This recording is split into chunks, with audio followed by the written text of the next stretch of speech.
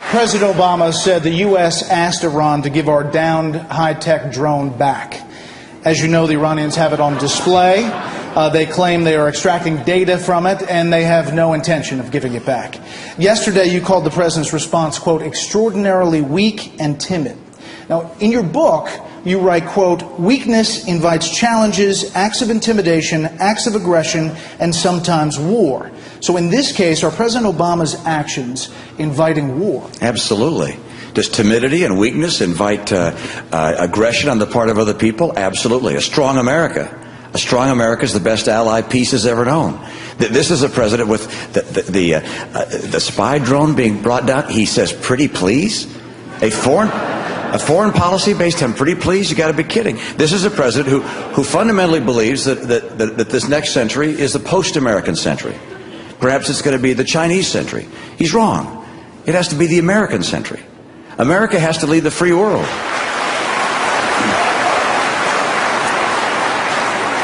And the free world has to lead the entire world. The right course under President Obama's plans is to shrink our military, thinking somehow if we appease or accommodate the tyrants of the world, that the world will be safer. He's wrong. The right course for America is to strengthen our economy, our values, our families, and our military. We need to rebuild our Navy and go from 9 ships a year to 15. We need to modernize our Air Force. We need 100,000 new additional troops in our military. We need to take care of our veterans in the way they deserve. It is time for us to recognize once again, a strong military does not create war. A strong America prevents people from trying to test us around the world. Governor Romney, last week you said that the 11 million illegal immigrants now in this country must return to their countries of origin before they can apply for legal status. You also said that we are not going to go around and round up the 11 million. Why would these illegal immigrants voluntarily leave America just to apply for a chance at legal status, especially when they have your assurance that if they stay put, we're not going to round them up? Let me tell you how that works. We're going to have an identification card for people who come here legally. Last campaign, actually, Rudy Giuliani talked about this time and time again. We'd have a card, a little plastic card, bio information on it. Individuals who come here legally have that card, and when they apply for a job, they're able to show that to the employer. The employer must then check it with E-Verify or a similar system. Newt Gingrich points out, let American Express or MasterCard or Visa process that. Immediately determine if the card's valid or not. So people come here legally, they got that card. If employers hire people without that card, the employer gets sanctioned just like they do for not paying taxes. Very serious sanctions. So you say to people who are here illegally today, you're not going to be able to work here unless you register, and we'll give you a transition period of time, and then ultimately you got to go home, apply for permanent residency here or citizenship if you want to try and do that, but get in line behind everyone else. My view is people who've come here illegally, we welcome you to apply, but you must get at the back of the line because there are millions of people who are in line right now that want to come here legally.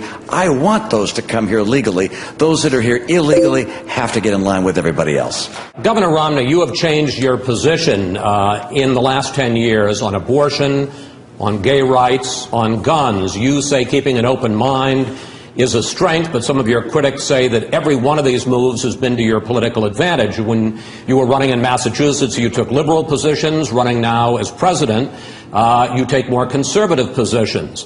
Is that principle, or is it just politics, sir? Well, I'll begin by taking exception with your list there. I did change my... Which one?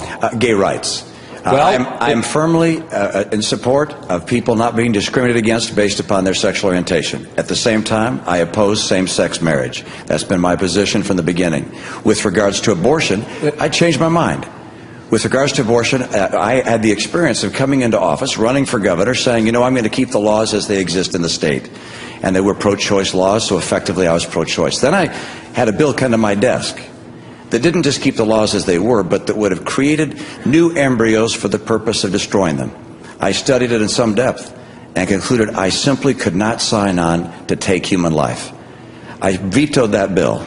I went to the Boston Globe. I described for them why I am pro-life. Every decision I took as governor was taken on the side of life. I am firmly pro-life. I've learned over time, like Ronald Reagan and George Herbert Walker Bush and others, My experience in life over, 17, 18, 19 years has told me that sometimes I was wrong. Where I was wrong, I've tried to correct myself. If I may just pick up, you said the one issue which I was wrong on was gay rights, correct, sir? Mm-hmm. What was it? I don't recall the whole list. It was abortion, gay rights, and guns. I've always supported the Second Amendment.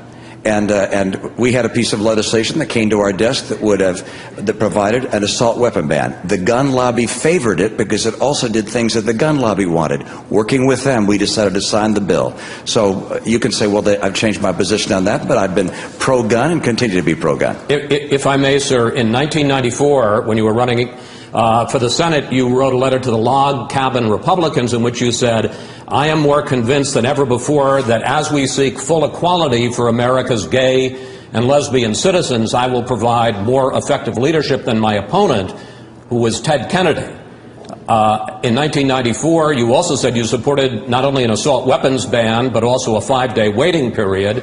And in 2002, when you were running as governor, you said that you supported the tough gun control laws in Massachusetts. And then, as you say, in 2004, you also signed an assault weapons ban. So you are still more of a champion of gay rights than Ted Kennedy was? I think you just said exactly what I said, which is this. Let me go back and say that. I do not believe in discriminating against people based upon their sexual orientation.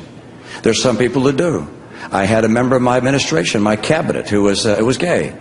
I didn't ask justices that I was looking to appoint, rather people who were applicants for jobs, what their sexual orientation was.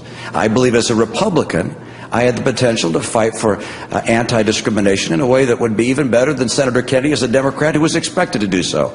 At the same time, Chris, in 1994 and throughout my career, I've said I oppose same-sex marriage. Marriage is a relationship between a man and a woman. My view is, let me tell you, protect the sanctity of marriage, protect the sanctity of life. That's my view. I've had it for many years. Thank you. 30 seconds to respond, sir. That's a very novel understanding of what our Supreme Court of Massachusetts did. I think everybody in Massachusetts and the legal profession of Massachusetts and my legal counsel indicated that the Supreme Court of Massachusetts determined that under our Constitution, same-sex marriage was required.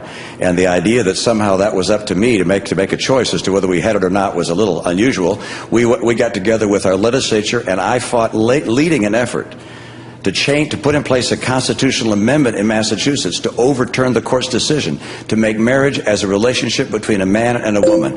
This is something I battled in the year I had after their decision. I fought it every way I possibly could. I went to Washington testifying in favor of a federal amendment to define marriage as a relationship between a man and a woman.